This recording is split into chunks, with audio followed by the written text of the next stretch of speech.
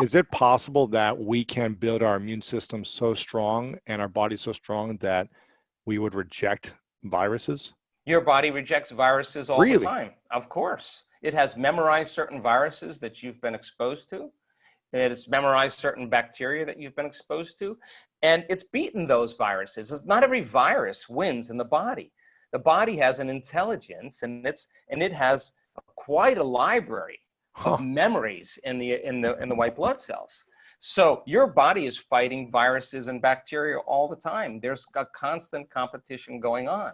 Really? So our research shows that 4 days of opening your heart releases immunoglobulin A, your body's primary defense against bacteria and viruses. It's better than the flu shot. It's the body's natural flu shot.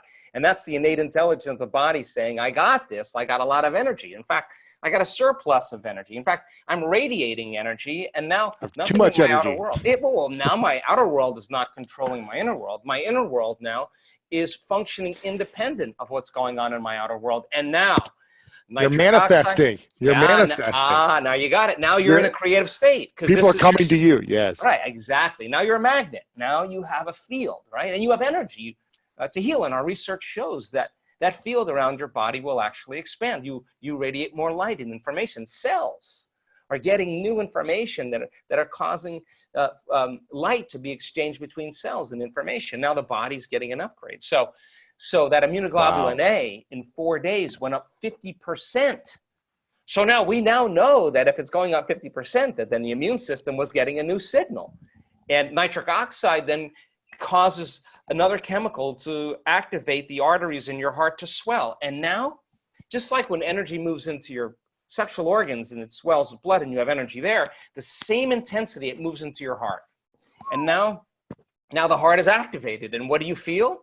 You feel an incredible amount of love. Yeah, and love. you feel whole. And now the more whole you feel, our research shows, then the less separate you feel from the things you want in your life, because you feel like you already have them. You only want things when you're in lack, but when you feel whole, then it feels like it's already happened. And that tends to be the exact emotion that causes those synchronicities and serendipities and coincidences to happen in our life. And you say to a person, what are you doing? And they're saying, I'm not doing anything. I'm just so loving happy. life. I'm being myself. Exactly. I'm free from the past. I'm free from my story of the past. In fact, I'm more connected to the energy of my future than I am to the energy of my past. I'm believing in my future more than I'm believing in my past. In fact, I'm more in love with my future than I am with my past. And I want to keep telling the story of the future. I'm more in love with my future than the story of my past. But most of us tell the story of our past in a negative sense on how it's held us back. Millions of times over our life, as opposed to the story of the future of what we want to create or who we want to become. Yeah. Listen, again, you tell that story, and the latest research on memory says that memory is creative. That in fact, 50% of that story you embellish. People make up that story. Let me tell you why they make up that story. Because they excuse themselves for the fact that they haven't been able to change since that event. They'll have to make it sound worse than it really was. To make it harder to grow and change. So that they can reaffirm their limited sense of their inability to change. So then that story becomes more and more of a story, and it's less of the truth, because you got to work yourself up into a state. There were lions and tigers, and there was, there were helicopters, snowstorms, and everybody was firing bullets. It was worse than you could possibly imagine. And then you got to feel that emotion, right? And then you look at, it must have been really bad. Now that's your identity now. That's your identity. And the more you hold on to that identity of the past, the harder it is to become who you want to be in the future. Well, here's to answer the other part of your question when we started talking. How do you get that person out of their past? Yeah. Well, we need a week. It's not going to happen. You mean it doesn't happen overnight? No, I want them to come right up against their fear. I want them to come right up against their doubt. I want them to come up against the point where they're going to give up and quit. And they're going to sit there and nobody else is giving up and quitting. And they're going to go all in more, and they're going to start believing there's something on the other side of that emotion. They're going to believe that there's something past the story of their past because they're stretching themselves out of the known. And it takes a tremendous amount of awareness, repetition, information, model building, sharing, understanding, experiencing to finally have a person get to the point where they just let go. And when they do, the body's liberated from the past and there's a release of energy. And we now know that there's a formula to teach people how to do that. In fact, we're getting so good at it that the first 2 days, day and a half, sometimes 1 day in certain groups of a week-long event is about retiring that past, finishing it. You know, this is when the story ends. This is when they get over it. Now, the next 5 days, the person's ready to create a new future. And they're not going to have a problem teaching their body what it feels like to be in love with life, to feel like all their needs are met, that they're free. They are going to fall in love with it, and they are going to begin to signal new genes. They're going to begin to change their brain circuitry, their brain chemistry, their immune system, their gene expression, the telomeres. It's all going to happen. They're more of that future self, and they're headed to a future. Now, here's the deal, though. You got to be able to sustain that state when you return back to your life. That's the name of the game. You got to be able to, you got to bring the game into your life now, and no person, no circumstance, no condition in your life would cause you to feel the old way again. Because the moment you started feeling victimized, the moment you started feeling angry, you just returned to the old self. You disconnected from the energy of your future and you're back to the energy of your past. Don't expect anything to change in your life. And if you say to me, well, it was because of that person, I'd say, you're back to the unconscious program of believing that your outer world is controlling your inner world. Now, the moment the person starts creating effects in their life and they start having those synchronicities and serendipities, now all of a sudden, they're going to realize what they're doing inside of them is producing an effect outside of them. And they're going to say, oh my God, I'm more of the creator of my life and the less of the victim I am of my life. And I wouldn't create getting that health condition because I'm creating everything in my life. And now they're not victims. And so it's not something you get in one bite. You know, it's something you got to stay with. Of course. So what are a few things we can do before we come to your events? What are a few things we can do to support our inner environment on a daily basis? Well, listen, the first thing and the most important thing for me is knowledge and information. Knowledge is really power, and knowledge and information about yourself should empower you. It should empower the self, right? So when we learn about the immune system and all that can do, and we say, oh my God, you mean not every virus gets to me? In fact, no. And the more you understand that, and the more you coax your immune system into love and into love. Like I just did this little thing on our social media where I was talking about the inner army of order and what would be the signal you would want that inner army to get. And so we created this meditation and we said, what would invincibility feel like? Signal your body and feel invincible.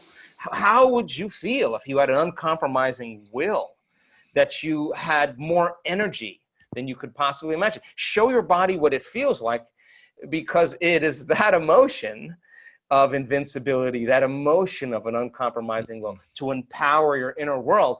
And you have the intent of that's what it's for. Wow, get ready, because you're going to start creating a cadence and a rhythm where your body's going, whoa, what is all these new chemicals? What are all these new signals? Hey, it's time. Hey, now all of a sudden receptor sites on the T cells go, wow, we got some new signals coming from the boss here. Let's open up all those T cell receptors. Let's go. In fact, we would love a little fight right now because we got a lot of time on our hands and we got all our receptors turned on. I mean, that would be a signal for your body. We also know that if you could just trade fear and frustration and resentment and suffering for an elevated emotion and truly open your heart again and practice doing that, you'll heal. You'll heal. You'll heal, because, I mean, all healings happen in the heart. And we've seen some really incredible moments in the last year where people that were traumatized from childhood, that were abused sexually, physically, emotionally, that were suicidal, that had all kinds of health conditions, they came to the edge of that emotion that kept them connected to the past. And They were ready to give up in one meditation because they never had felt an emotion like this that they could remember, that it was so intense. And they thought about all the times for the last year that they never missed a day of doing a meditation, even when they didn't feel like it, or when they wanted to quit halfway through and they didn't, they went all the way. They thought about all those times that they went to that point, and they went one more time. Really? And their words are always the same.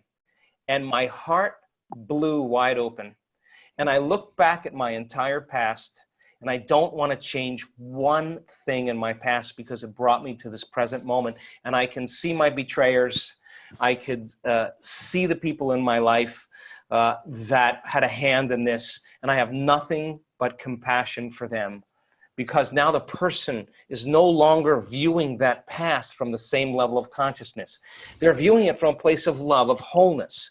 And they see the greater good of all of it. And now their conditions, their health conditions, their endometriosis, their uterine tumors, I mean, whatever it is, literally disappears, and they have an incredible change in their brain chemistry. They're in love with life. They're off their meds.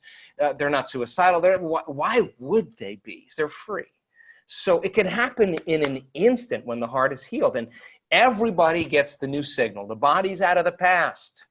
The body's no longer feeling the emotions of the past. And sometimes we got to come right up against that edge. That's the great moment. It's probably not sometimes, it's probably every time. In order to break through is to get up against that edge. Yeah.